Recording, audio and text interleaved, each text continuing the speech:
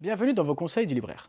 Le livre dont nous allons parler aujourd'hui est la mise à l'écrit d'un colloque qui a eu lieu en octobre 1958, qui s'est passé à Florence et qui a réuni des membres de 10 pays différents.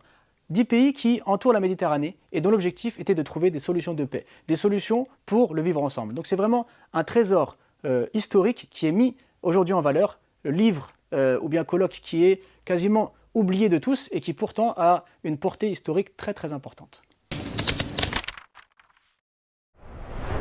Conscient que ce livre ne va pas intéresser tout le monde, ce livre va intéresser essentiellement les gens qui sont portés sur l'histoire, les gens qui essayent de comprendre le monde et les idées. Ce livre reste un trésor du patrimoine, une leçon de l'histoire qui était ignorée de beaucoup et qui va servir dans les recherches, je pense, de gens qui s'intéressent à la question de la Méditerranée, à la question du vivre ensemble, à la question des relations entre les pays musulmans et les pays qui ne sont pas musulmans et qui entourent la Méditerranée.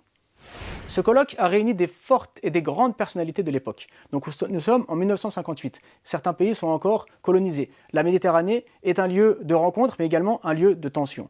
Alors, on va pouvoir découvrir les propos de celui qui deviendra le roi du Maroc, à savoir Hassan II. On va découvrir également les propos de Halal El-Fassi, ce militant, ce réformateur marocain. On va découvrir Jacques Berck, on va découvrir l'Algérien Ahmed Boumengel.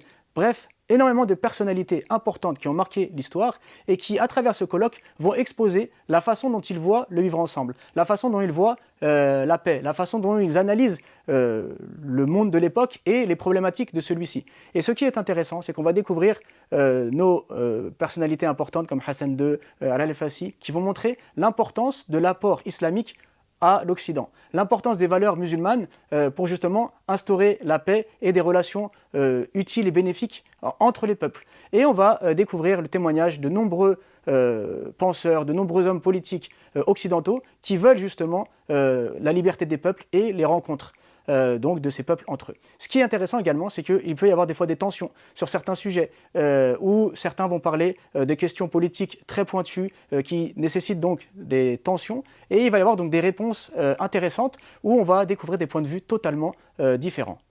La conférence méditerranéenne, qui fut organisée à Florence en octobre 1958 en réponse au projet américain du pacte méditerranéen, est donc un document historique qu'il convient d'avoir dans sa bibliothèque afin de faire connaître ces moments clés de l'histoire.